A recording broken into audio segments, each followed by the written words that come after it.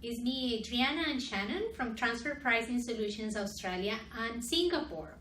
Good to see you all again. We hope you really enjoyed our last video and welcome again to 5 Minutes TP. So in our last video, we talked about how important transfer pricing is, even if you have a small or medium business. The transfer pricing documentation is going to help you support your pricing. And transfer pricing documentation is basically crucial, as we say in our last video, because regardless of the size of your business, you have a risk of having a transfer pricing review or audit by tax authorities. So there is always a risk as long as you have cross-border transactions. So correct. In this session, we want to go through a bit more about, well, what do we mean when we say transfer pricing documentation? We often get that question. Some people say, well, if I've got the invoices, is that enough? If I've got the legal agreements, is that enough? So what we want to go through in this session, what is it, why is it there, and also just to touch on a few of the 4 reasons on how transfer pricing can help your business.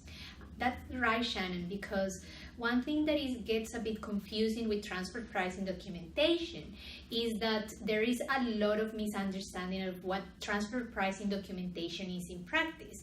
And there are 2 factors for that. Factors number 1 is because there is a lot of guidance, as you know, plus legislation on the topic. And maybe the way the legislation and the guidance are written may not be the way how we TP practitioners do it on a daily basis.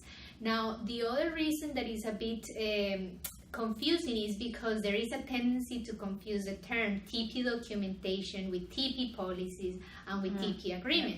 So Shannon, why don't you explain our viewers a little bit about how does transfer pricing documentation get approached in practice?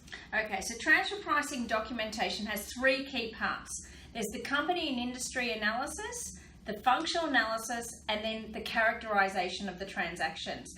Then thirdly, the economic analysis and the benchmarking. So that's the numbers piece of it all.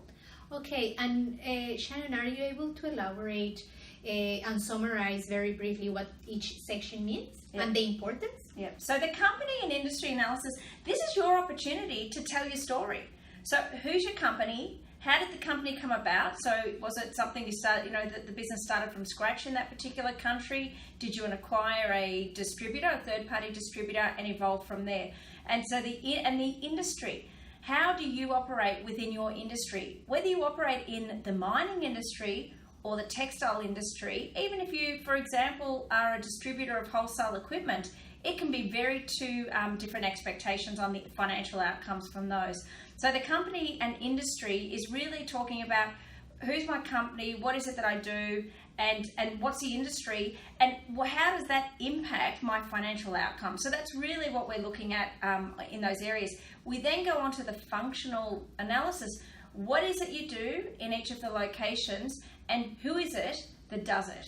Okay, so basically what we always tell our clients is that company and industry analysis are big picture, business model, industry analysis, macroeconomics, and then functional analysis and characterization being the backbone, isn't it, Shannon? And why do we always say that is the backbone, the functional and characterization? What you're trying to do in transfer pricing is you're trying to make sure that the particular locations, the different entities, are actually earning an arm's length outcome, what they would get if they were a third party in their respective countries. And it's about the different tax authorities want to make sure they're getting, I guess, their piece of the pie, the tax pie, if you want to put it like that.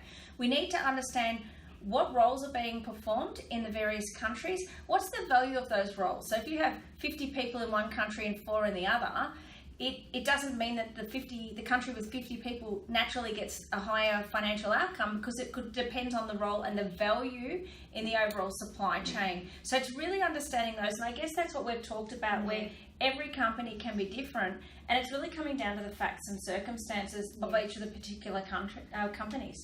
And I think another important key message there is that with the functional analysis these days, it really addresses the substance over form principle, which is key post BEPS, where with BEPS, all tax authorities are really digging into the detail to understand the substance over form.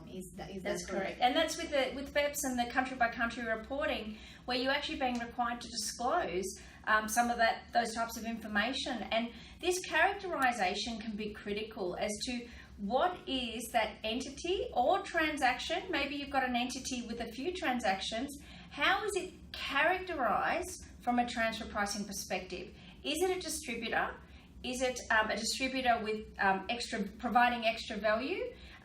What is that characterization? Because that's really going to drive down to how we're going to go about our economic analysis and our benchmarking. Okay, and then just to finalize, before we go into the 4 reasons why you need TP documentation, would you be able to explain a little bit what do we mean by benchmarking and economic analysis? Yep. So the benchmarking and economic analysis, and look, we will do another video session just on benchmarking.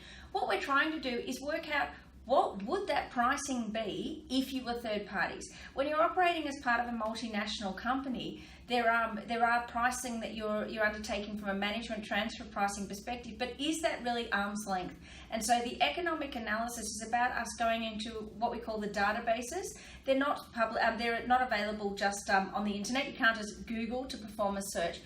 They are highly technical databases that we license, and what we're trying to find is the companies that are comparable, so comparable companies, and then analyze that financial outcome. Yeah, that's correct. So just to finalize in this last minute, let's give our viewers 4 reasons as to why TP documentation is important. So reason number 1. Yeah, okay. So documentation is the number 1 tool that's going to enable you to just demonstrate that you're complying with the arm's length principle, that you are related parties, but you're operating at arm's length. Yeah, that's so correct. Number 2? Reason number 2, documentation is now a compliance requirement in most countries, including Australia, Singapore, and most Asian countries. Yep. Reason number 3, documentation is good practice, and it's going to assist you should you get those questions from the tax authority, because the questions are often coming a few years after the fact. And reason number 4, as Shannon said, the documentation contains crucial evidence about the transaction, and it contains the history of that transaction that may be reviewed several years later down the track. So thank you very much for joining us again. We got heaps of great feedback from our last video, which was pretty exciting. Hope keep the feedback coming. Send us emails. On the next part, you'll see our contact details. Contact Adriana or myself. Any topics.